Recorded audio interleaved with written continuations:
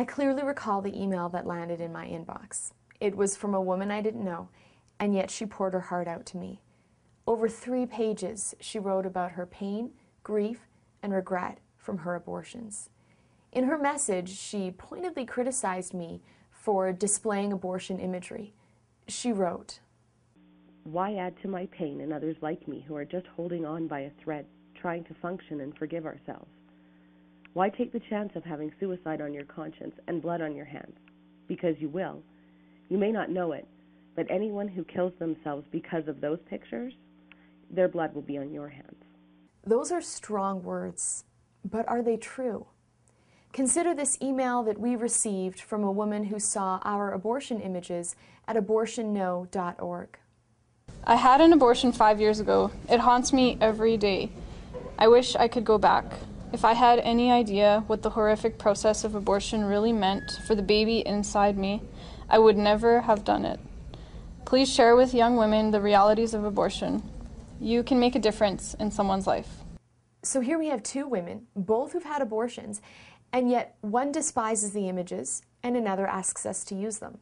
So what explains the difference? Where a woman is on the road to recovery. If someone is not fully healed, if she is blame-shifting, she's going to lash out at any reminder of something that she's desperately trying to suppress. In fact, the woman who complained about our pictures only wrote about her first abortion. She didn't explain about her second one, as she said, "I have not begun to deal with that one yet." We don't eliminate our guilt by suppressing it. We eliminate it by releasing it in a very painful process of taking ownership of our mistakes. That's what they do at Alcoholics Anonymous, and through that program, people learn the road to recovery is difficult. Just look at the 12 steps. We admitted we were powerless over alcohol, that our lives had become unmanageable, made a searching and fearless moral inventory of ourselves, admitted to God, to ourselves, and to another human being the exact nature of our wrongs, made a list of all persons we had harmed, and became willing to make amends to them all. And so it is with abortion. True healing comes after going through the gut-wrenching process of admitting the mistake of abortion and one's personal role in that. Until we get to that place of healing, one risks doing further harm. Consider that in Alberta, 40% of abortions are repeats. In the United States, 50% are. The pain from seeing an abortion is not the same as the pain that comes from having a second abortion, dealing with 2 deaths instead of 1. Nor is it the same as the pain that comes from encouraging other women to abort. There's a saying that says, "Misery loves company." And some unhealed post-abortive women may deal with their abortions by encouraging other women to abort. It's a way of rationalizing with oneself that what one did maybe wasn't so bad.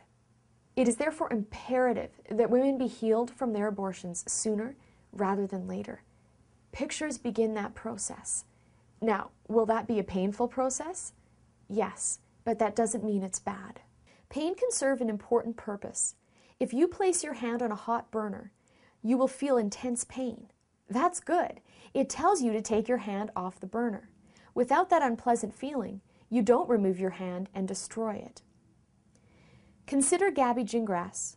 She has a very rare condition where she cannot feel pain. Anyone who's experienced a lot of pain might be initially jealous of her, but that envy would quickly dissipate when one learns that Gabby's inability to feel pain resulted in her chewing her tongue like it was bubblegum and biting her fingers until they bled. As a baby, Gabby also poked at her eyes, and poked, and she never felt pain to tell her to stop, and a severe infection resulted. One of her eyeballs had to be removed. That's why her parents now make her wear goggles to protect her last eye. From Gabby's story, we learn that an inability to feel pain results in self-destructive behavior.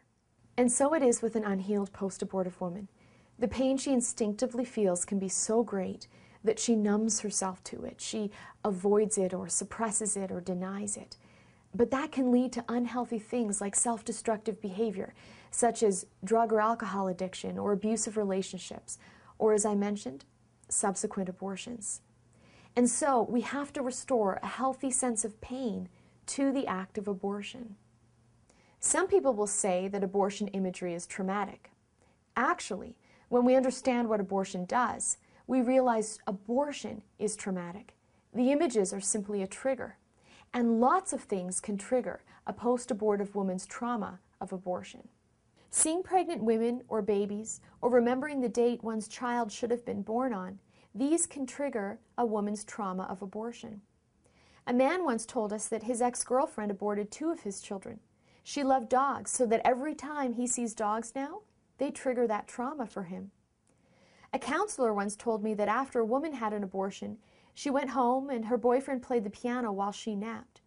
Although she was a talented player herself, she soon afterwards sold her piano and stopped playing. Why?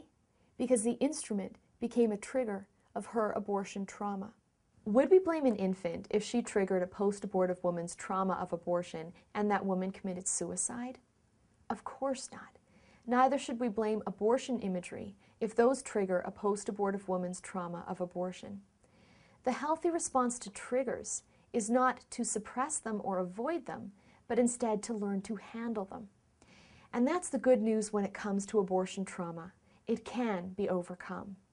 This is where healing groups such as Project Rachel, Rachel's Vineyard, or Silent No More Awareness are vital to the pro-life cause. They walk alongside the wounded and help them find healing. Their pastoral approach works in tandem with our educational approach. Consider Dr. Alveda King, the niece of Dr. Martin Luther King Jr. My uncle knew that the ugly reality of segregation had to be seen visually by the American public. He therefore organized events at which the eyes of the media could broadcast the way our people were treated when water hoses and dogs were unleashed on their peaceful marches. People responded to those images, not simply to abstract concepts of segregation and equality. Likewise, people, and especially African Americans, respond to the disturbing images of aborted children. Sure, some people get angry when we show them, but everyone who fights injustice has to be ready to pay a price. My uncle did, and so did my dad. So does everyone who has the courage to show the ugly reality of abortion. Don't be afraid to do so. Many people are grateful. As a woman who has had 2 abortions, I am grateful that the truth is being shown so that others can avoid this pain in the first place. Pictures are not the cause of a post-abortive woman's pain. Abortion is. The pictures merely bring to the surface the pain that is already there. And so, if people avoid using the pictures to spare a woman guilt, what they actually do is spare her healing. We need to show the truth of abortion, not only to save children from death, but in order to provide the impetus for women in pain to seek help.